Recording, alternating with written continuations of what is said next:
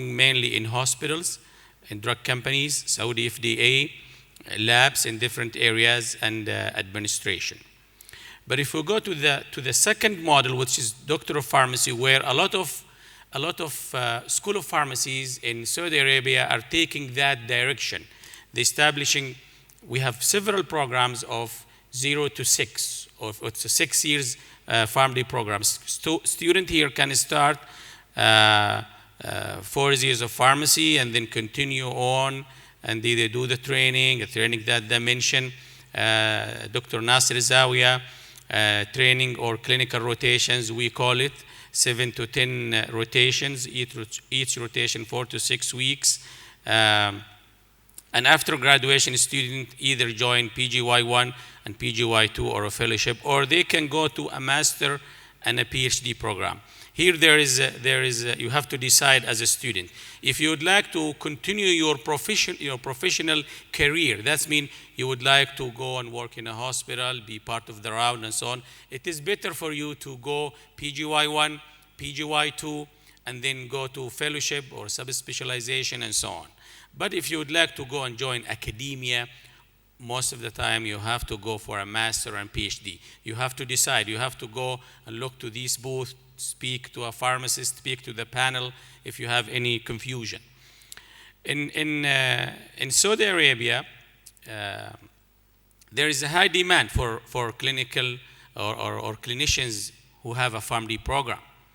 Pharmacists with, if you notice, 90% of the Saudi pharmacists working in hospitals, only 19%, and the rest are expatriates, they are not Saudi. This reflects the demand of clinical pharmacists working in hospitals. In community, we have 0. We don't have any Saudi pharmacists practicing in community pharmacy, and this is a fact, and even United States, they have shortage too in Canada.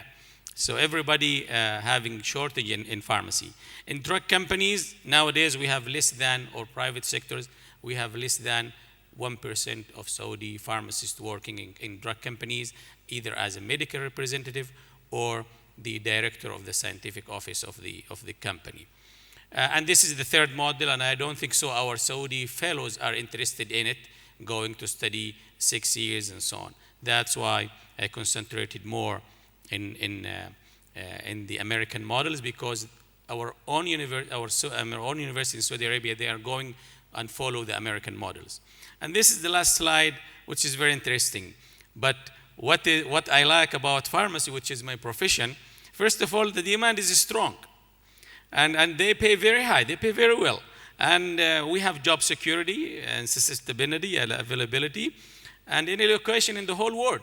Even if you would like to go in a small village, go back to your home country, you can go and work in your village as a pharmacist. And a variety of options and work sitting are available for pharmacists as well. Thank you very much, Mr. Chairman.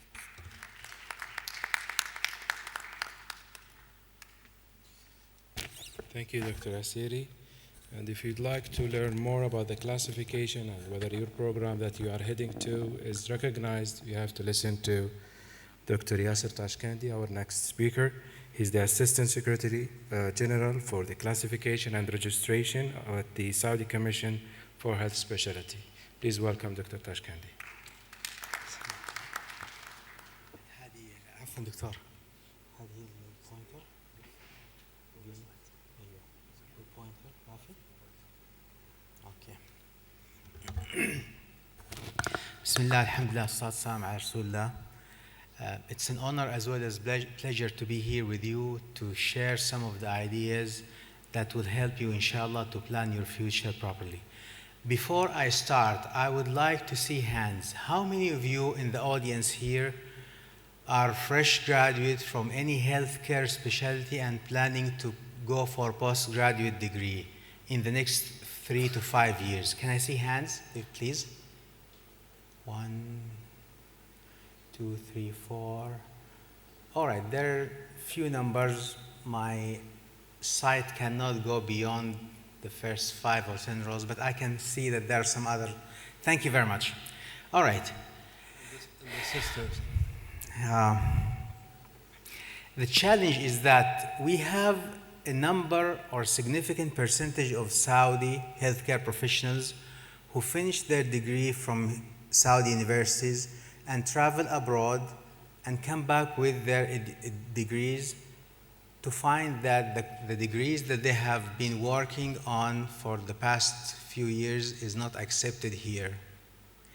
And they always come to my office and they try to argue and to use some emotional, subjective words that at the end of the day doesn't help them. Some of them, they are upset, they go to Diwan Madhalim and other government agencies like this, but at the end of the day, their effort is worthless. So the main thing is that you plan, ask before you take the step and travel abroad. It is your responsibility. I'm going to talk briefly about the Saudi Commission, and I'm going to share with you some of the committees that are governing the Saudi Commission work. And then I'm going to address some of the challenges that we see in this practice. طيب, the concept is very logical. Allah subhanahu wa ta'ala said in the Quran, ألف لام ميم أحسب الناس أن يتركوا أن يقولوا آمنا وهم لا يفتنون ولقد فتنا الذين من قبلهم فليعلمن الله الذين صدقوا وَلَيَعْلَمَنَّ الْكَاذِبِينَ. Now, the Saudi Commission is not interested to say that you're a believer or not. This is not our mission. But we use the same concept. You say that you are a healthcare professional and you have done your degree and you have done so and so. Okay, we're going to test you, and then if you pass, you will be given the proper licensure. If not, then sorry.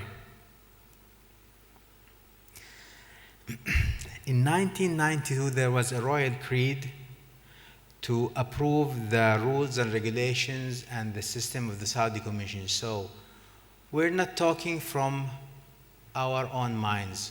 We are supported by a royal order. And this was done for a purpose. Inshallah, I'm going to address it in the next couple of minutes. Okay? When the Saudi Commission started, we had some training programs for internal medicine, surgery, OB-GYN, pediatrics. Later on, other specialties such as ophthalmology, psychiatry, family medicine was added, and by 95 we had about 1,400 practitioners participated in these training programs. We have 10 scientific boards, and in 1998 we had about almost 9,000 practitioners classified by the Saudi Commission. In 1999 we had about 13 boards, and in 2002 we had more boards such as neurosurgery and pharmacy, nursing, healthcare, allied health science. And in 2002 as well, we had one of the hospitals in Qatar, Hamad Hospital, joined the programs of the Saudi Commission. The point I want to make is that by that time and after that, many hospitals and government agencies in the Gulf region, they began to communicate with the Saudi Commission and asking to use our prometric tests and other things that we offer to collaborate with them. What does that mean?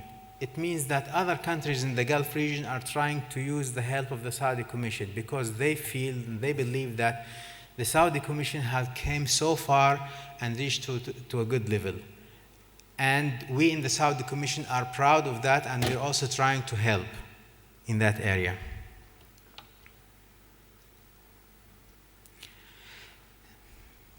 In 2006, there was an agreement between the Saudi Commission and Bahrain, Dubai, Oman, Sultanate Oman.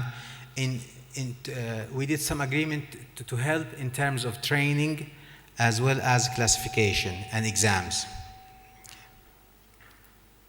And also in 2008, there was a royal creed that specified another task for the Saudi Commission, which is the CME. This is our vision and mission. At this point in time, we have the main branch in Riyadh in the diplomatic quarter close to the Egyptian consulate. and we have about 18 branches across KSA. We decided to open more branches because more people, and that is very expected, is more practitioners in different cities in KSA are trying to get classification. So we are trying to help. And I still believe that there are some shortcomings and there are some areas for improvement, which will take some time. Now, quickly, this is the major committee that the Saudi Commission operates from or get our rules and orders from. This is the Board of Trustees, Majlis al-Umana, headed by the Minister of Health, and in that board you have directors of major hospitals in Riyadh and in Saudi Arabia to represent different sects such as National Guard, King Faisal Hospital, military hospitals, security forces hospitals, and Minister of Health as well. And also in this board, we have representatives from Saudi colleges, healthcare colleges like medicine, dentistry, and pharmacy, of course. Okay. So this is the board that governs most of the rules and regulations of the Saudi Commission. And very often people come to my office, they said, you're the Assistant Secretary General, you can't change. No. If there is something said by this board, I don't have any authority to go around it. I might give you advice to comply with, but not to go around. Okay. The Executive Admin Board is another committee within the Saudi Commission, and they are also engaged in some of the classification and registration rules.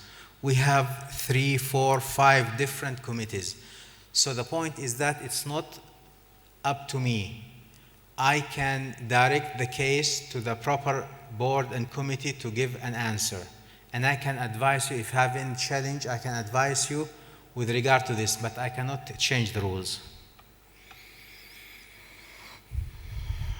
The main function of the Saudi Commission is the classification and registration, although we are engaged in the training and examination, the health societies, some of the health societies are falling under the Saudi Commission as well. We are engaged with CME hours.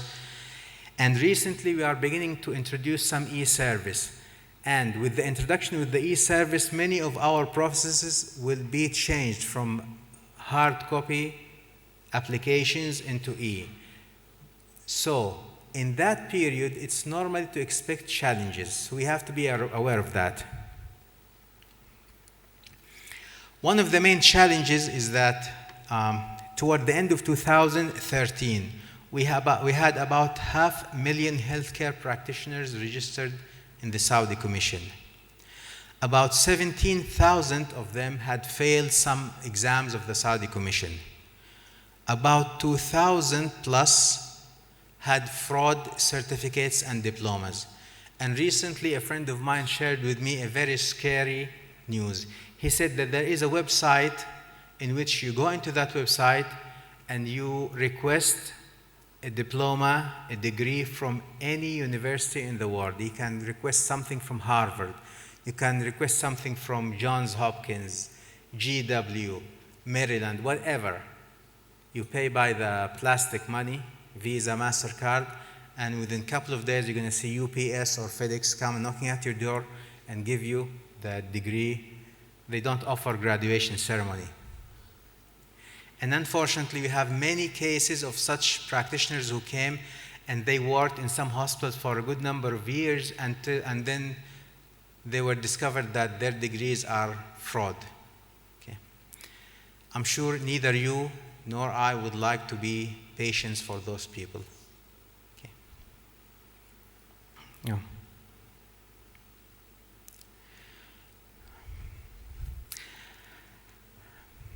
We have people who travel and they finish masters and certain other degrees. Excuse me.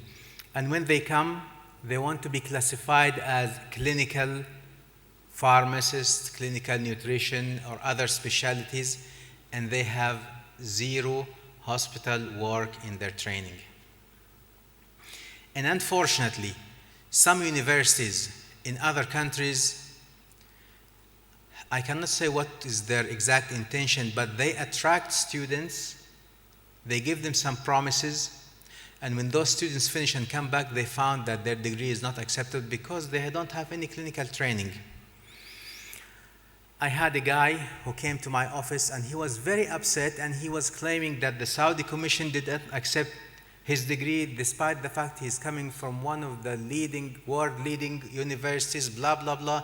And he began to talk about this university, and it's his right. He spent some years there. He believes it's a good program, and I have no problem with that. Now, I said, okay, tell me how can I help you? He said, I have master's degree, and the Saudi Commission is not accepting it. I said, master's degree in what? He said, in mind and brain. Okay, what does that mean? So he translated, he said, mukh wa aql. I said, I know, I can't translate into Arabic, but what does it mean, master's degree in mind and brain? Can you explain it to me? What do you do with this degree? He said, in this country, I worked in a hospital in which before the patient is seen by the physician, he would come to my clinic.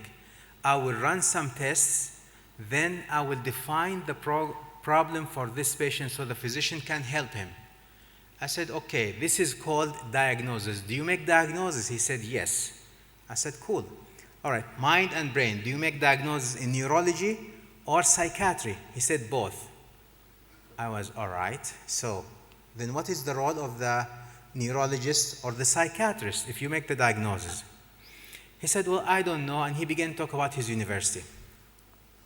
To make the long story short, I said, I cannot help you. I'm going to prepare a committee from a neurologist, psychiatrist, psychologist, and we're going to sit and meet with you on that specific date. On that day, before that day, we called him. He said, I am outside of KSA. I had an important meeting, etc. I said, fine. Give us your number, a local number or whatever, so that we can call you on that specific time and meet with you over the phone. We met with him. I introduced the committee. The neurologist asked him, define epilepsy. Very simple, straightforward question. Pause. I said, excuse me, can you help us answer? He said, well, you know, I studied this 3 years ago and I forgot the definition. Okay, I said, fine. You want to make a diagnosis and you don't know what's the disease. The psychiatrist asked him, similarly, he didn't answer. So I said, do you have a logbook? He said, what is logbook? I said, fine, ignore it. How many patients you have seen in that university? He paused, he said, 1. How many years you study? He said, 6 years. So 6 years, you've seen one patient, and you want to make a diagnosis in neurology and in psychiatry. Is that what you want? He said, yes. And I was about to faint. So we end up the meeting, and I asked everybody, would you think, of course, nobody would accept him. Now, my point I want to make is that some people, they go to universities with big promises. Now, I cannot put a blame on the university, on the Ministry of Higher Education. It's your responsibility. If you want to go and study, do your best so that you can get a good education. Clinical training, clinical structured training is mandatory. If you have any doubt, please visit me in my office in the Saudi Commission in the diplomatic quarter. I will meet with you, show me the acceptance letter, some details about your program, and I can discuss it with you one-to-one. If you want to do it officially, we have a process in which you can apply officially, and we can give you an official answer about the program you are about to get into. Of course, there is a fee associated with this process, but at least you have something to guide you in the better future. All right. Again, the last thing I would like to add about the training is that some schools, we have problems with the degrees in which you come and you're not getting training. And a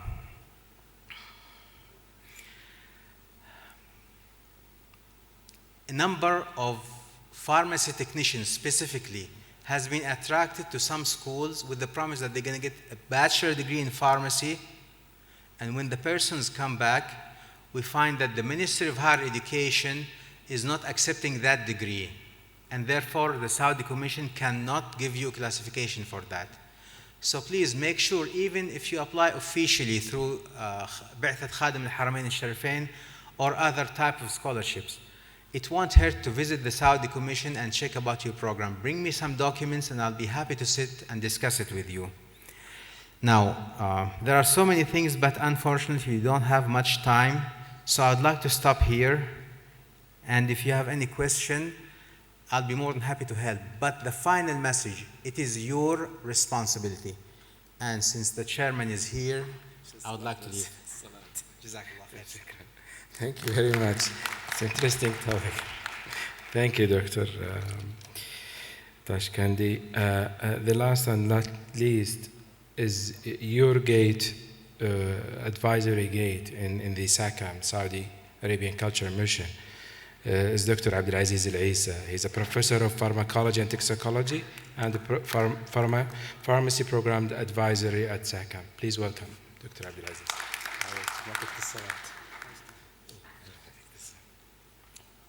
السلام عليكم. مساكم الله بالخير جميعا. I know I don't have only just 5 minutes to talk about the pharmacy education in the United States, but alhamdulillah, Dr. Asiri and Dr. Zawiya and Dr. Tashkandi, they almost covered everything about pharmacy.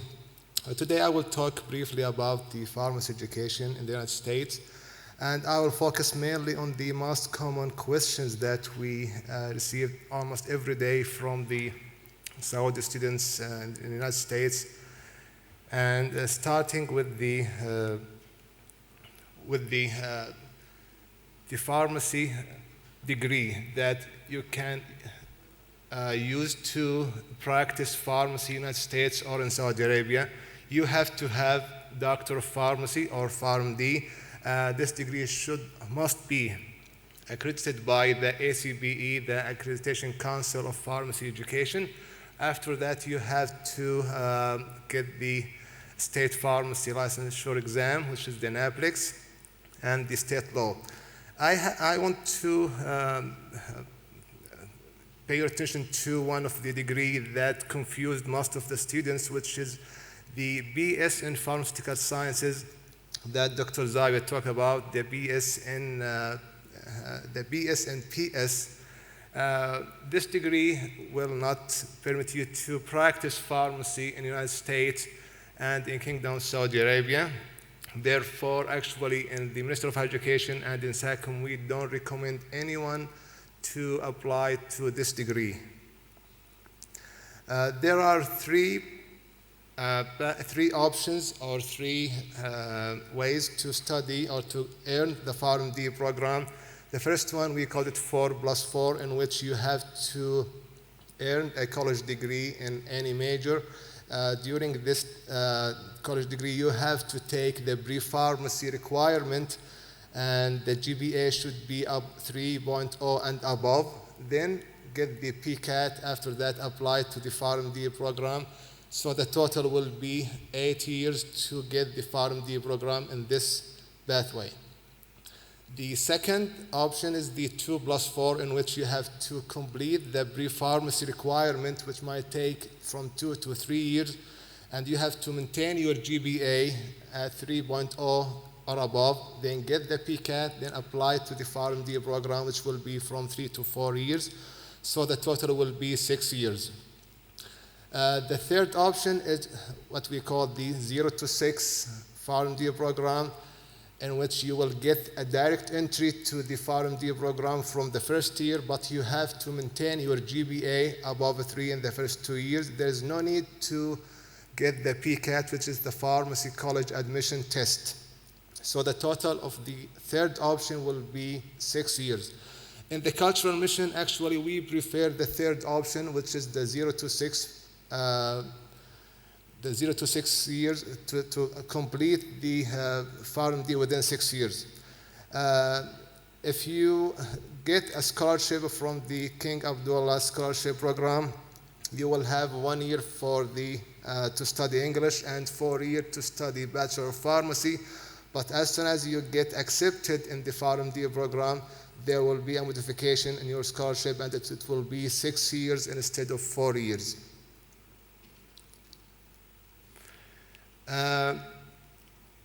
Actually, most of the we received a lot of questions from the pharmacists who got who earned their degree from Saudi Arabia, who earned their pharmacy degree from Saudi Arabia, and they want to apply to residency program. In this case, they have several options. The first option, they can apply to the PharmD program, and some of the program called Accelerated PharmD program, and the duration of those programs from 2 to 4 years. And the reason for taking or repeating the pharmacy or the PharmD again is to get the license and apply for the pharmacy licensure, which is through the NAPLEX program, and get the state law exam, and then apply to the residency program. But in the cultural mission and the Ministry of Higher Education, we don't recommend you to take the PharmD if you have a pharmacy program, if you have a B pharmacy or PharmD from Saudi Arabia, because it will be considered as a repetition of the same degree. The Ministry of Higher Education considered the PharmD as equivalent to a bachelor degree.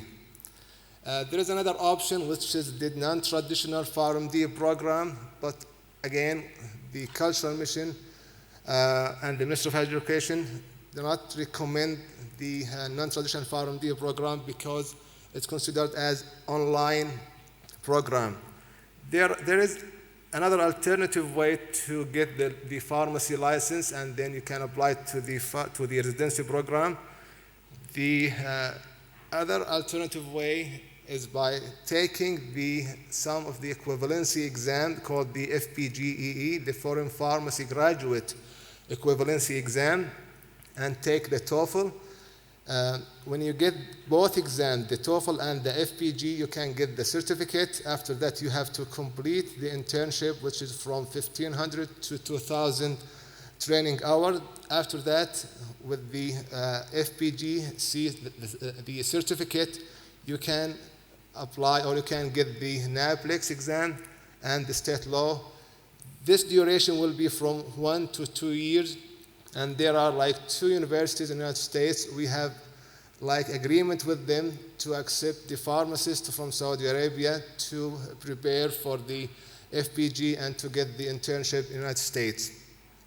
But if you take the PharmD from the United States, you don't have to go through all of these equivalency exam and the internship. Just what you have to do is just apply or get the NAPLEX. After that, the state law. I will talk briefly about the postgraduate program, the residency program, BGY1 and BGY2. You have to be a licensed pharmacist to apply to the residency program.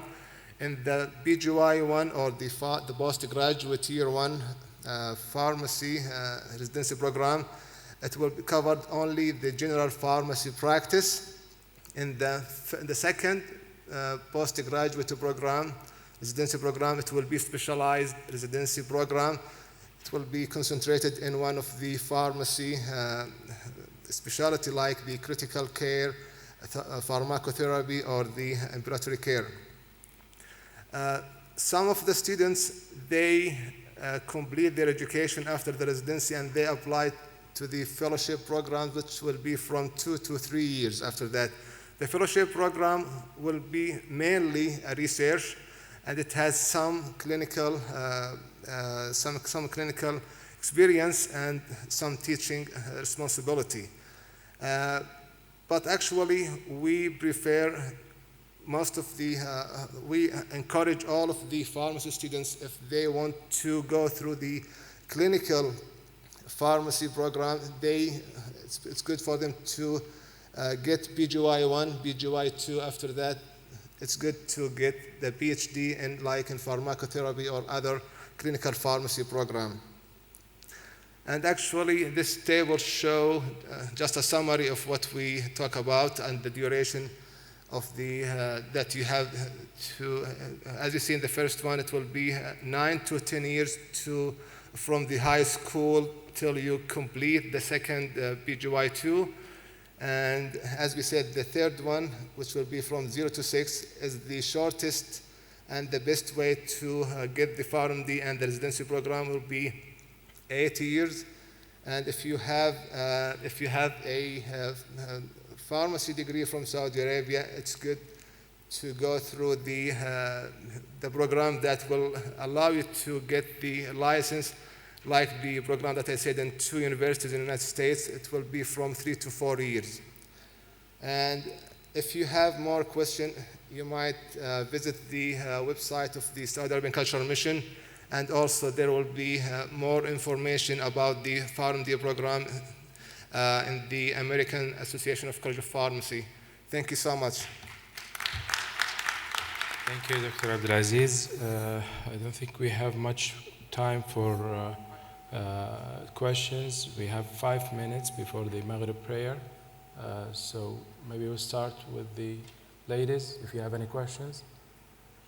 I cannot see. Any questions? Okay, it seems to me everything is clear. Oh, do we have a question there?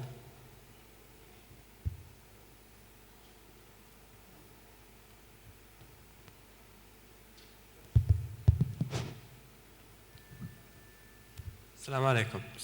I have a question for Dr. Abdulaziz. He said about for law and the license, there is 2 universities in USA. What's this university? It's Massachusetts College of Pharmacy and Health Science and University of Arizona. Okay. One more. Assalamu alaikum. I have a question to Dr. Tashkendi about the DBT, Doctor of Physical Therapy program. Is it accredited here as a master degree, as a, or what do you accredit here in Saudi Arabia? Bismillah. In general, if you have a bachelor degree in a healthcare profession and then you have a master's degree after that, it is acceptable as long as the master's degree is acceptable at the Ministry of Higher Education. This is the first condition. The second thing is that there is a clinical component. In this program, you have done structured training or not? This is the main question that we're going to ask. You will show us a proof that you have done a structured training within this program supervised by qualified people, then it will be accepted. The specific degree that you have mentioned, if the Ministry of Higher Education accepting it and it fulfills this, you have structured training, then we should accept it. Does that answer your question? If there are no other questions, I'd like to just elaborate on one point, if you don't mind. Yeah, I'd like you to really heed the advice of Dr. Yusuf and Dr. Abdulaziz about the BSPS program, because I can see that you can easily be confused. I mean, this is designed for American students, and they know the difference in the definition. That this is not a pharmacy degree; it's pharmaceutical sciences. It's designed for those who want to work in a pharmaceutical industry and not someone who's going to work in a pharmacy. So American students understand the difference, and it's popular, it's growing in popularity, but yeah, I can see that others can confuse that and come back to the kingdom and try to misuse the degree that they don't have. So I just want to reiterate that and clarify it. Thanks to both of you. That's why now in Saudi Arabia, we used to call it BS in Pharmaceutical Sciences, and which is 5 years. And now we call it BS in Pharmacy. We changed the name to get rid of that confusion. There's no confusion in the US, but I can see how it can be here. Actually, because the BS in Pharmaceutical Science is 4 years and there is no clinical training at all. But the PharmD, it will be 6 years, and the last year will be clinical training year. So we have like 5 or 10 students. They got the BS in pharmaceutical science, and they came to United States. They came to Saudi Arabia, and they went to the health committee, the committee of health specialists, and they want the committee to register them as a pharmacist. But actually, they cannot be a pharmacist actually. طيب, from the perspective of the Saudi Also Commission, from Australia, I guess. From Australia, we have some cases, not only United States. from the Saudi Commission viewpoint, if you have a degree in pharmaceutical science, you are qualified, as Dr. Zawi said a while ago, you are qualified to work in research and in academia. You can be engaged in teaching, in research, in government affairs, but to work in a hospital, it will not be accepted at the Saudi Commission. So you cannot, if this is your goal, please go for a PharmD program. That would be much better. Okay, with this we conclude this session, and would like to thank our distinguished guests for sharing their knowledge and experience. Hopefully it will be enlightening the road for our future health workers. So thank you very much.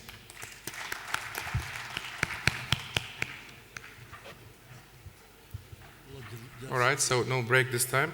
We're going to quickly turn over to our last session. Please be seated.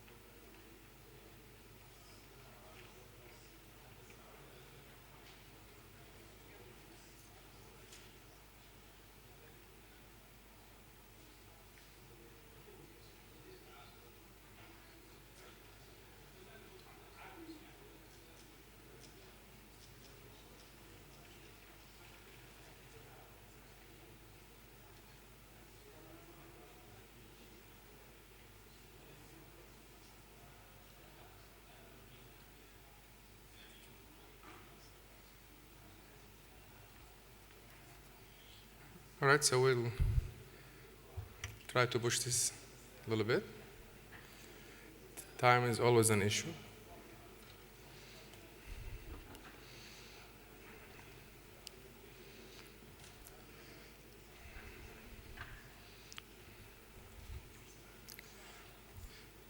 All right, if I might have your attention, please. I would like to start our last workshop for today for our group. I would like to present Dr. Adil Abu Znada. He's the Dean of the Applied Medical Sciences at King Abdulaziz University. Dr. Adil. Please.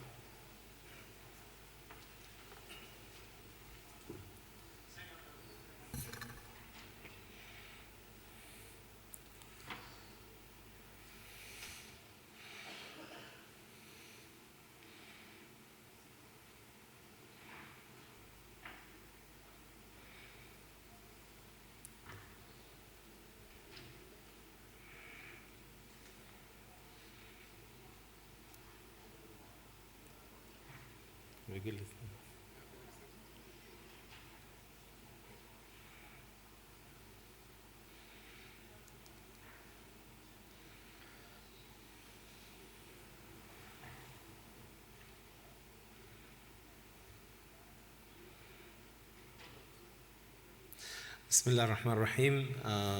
Thank you very much. I'm really happy and honored to be part of this session. I would like to thank the Saudi Cultural Mission in Washington for giving me this opportunity. And our session today, I know it's quite late in the day, or almost evening now. The session will be more into nursing and physiotherapy, and a little bit about applied medical sciences. So we will start by inviting our first speaker today, who is Dr. Rafat Qahush. Dr. Rafat is the director or the president of California School of Health Sciences and California Career Institute. And he's going to be talking to you about nursing and all about what are the programs available and how to work as a nurse in the United States. Thank you, Doctor, please.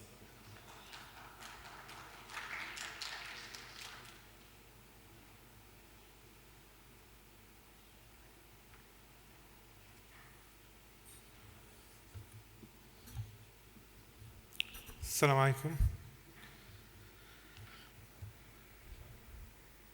My name is Rafat Qahush. I'm an RN, graduated from University of Jordan in 1989.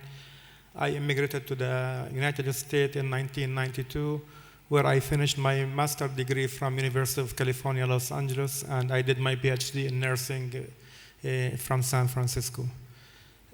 I have been in nursing education and placing nursing student in higher education for the last 15 years. So I have enough experience to explain to you how you can get to and admitted to the universities. Below my name is my email. Feel free to write it down. I have some packages, upstairs in your site or here, so you can borrow these packages. It has all the explanation.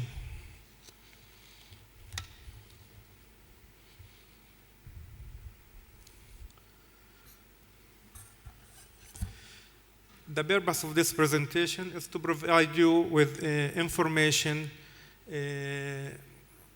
mainly to help you to gain knowledge and mainly to be able to understand the process of registering or getting accepted or admitted at programs in the United States. From our experience, we find that many international students, they lack the knowledge or they don't understand the system. That's why they struggle when they try to apply.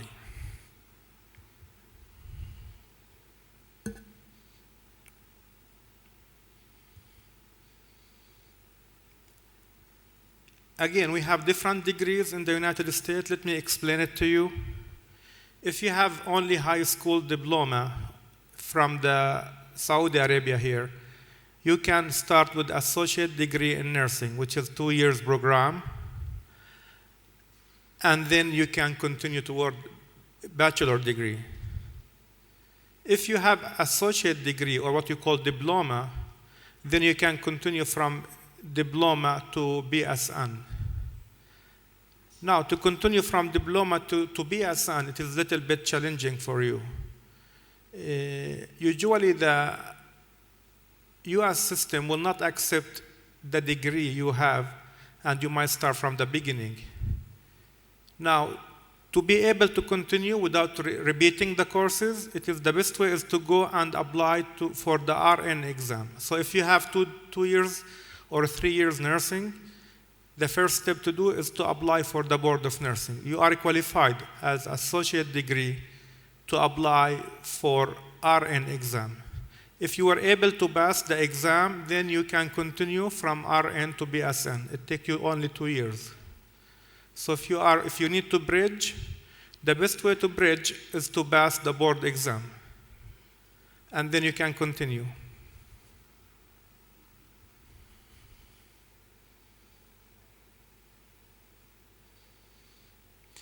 Again, for we discuss, if you have 2 years or 3 years nursing, start with RN exam to pass, or you might have to transfer your credit, and they may count a few of them only.